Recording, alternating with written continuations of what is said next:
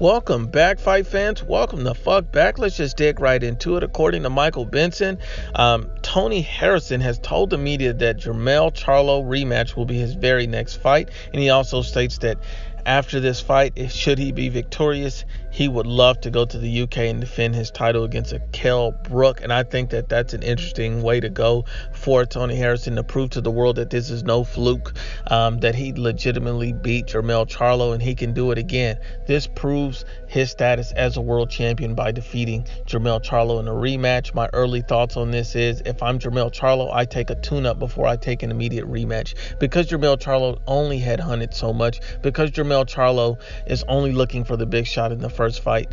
I just think that he needs another fight to hone in on some of the skills that he needs to learn how to cut off the ring better.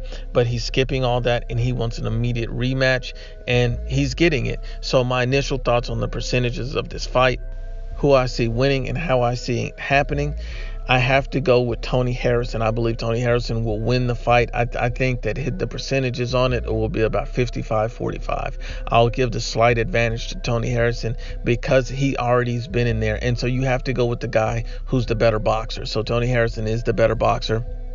And you always have to lean towards the better boxer, especially in a rematch, because the better boxer always does better in a rematch.